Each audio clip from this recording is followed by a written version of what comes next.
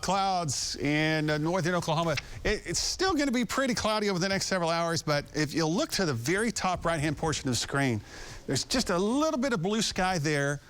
So we're anticipating as the morning turns into the afternoon that we'll start to see more of a broken cloud deck and then a little bit of afternoon sun. But it's going to take a while, all right? We think it's going to take a while, and that should allow us to get into the upper 50s and the lower 60s, around 60 to 62 to the west, and then to the east it might take a little longer to see some upper 50s and lower 60s. The south winds will pick up slightly today at 10 to 15 miles per hour. There's going to be stronger winds tomorrow.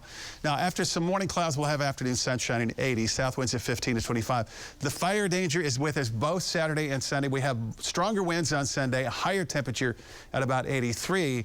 And then our next storm system, the one that's going to bring us at least a mention for a shower thunderstorm, would be sometime Monday afternoon, Monday night, and early Tuesday. It's a Pacific cold front. So typically, when a Pacific boundary pushes through, it just doesn't really change the air mass that much. So it'll cool down a few degrees on Monday, Tuesday, and Wednesday. But up first would be the opportunity for a couple of showers of storms. So we think the boundary will be nearing us Monday afternoon, Monday night, so near and east of the Tulsa Metro. That is where we'll have at least a mention for some showers or storms. The higher probability may again end up being along or east of Highway 6975. Here's the inside baseball on this thing. The slower the front approaches, the higher the probability for a shower storm will be. If it moves through quickly Monday morning, we'll just have a very low probability. But if it takes its time, we're kind of leaning toward this front slowing down a little bit. That's why I've already painted in a moderate chance for a couple of thunderstorms across far eastern Oklahoma late Monday afternoon. How about that system that pushed through yesterday?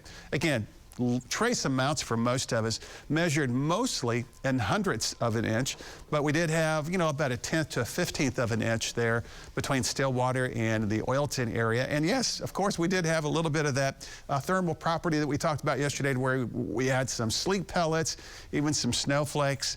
So McAllister picked up a little bit more than Tulsa did. I mean, we had just enough to kind of wet the pavement and get some sleet reports. But Latimer and LaFleur County, that's about a ½ inch of precipitation there.